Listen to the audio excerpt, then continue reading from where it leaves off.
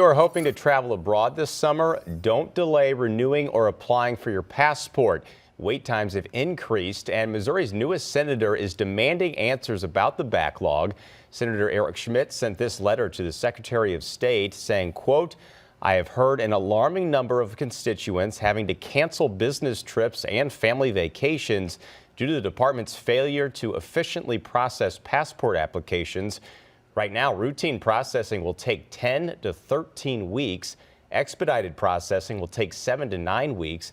The State Department says the volume of applications they're receiving this year is outpacing last year's records. Well, local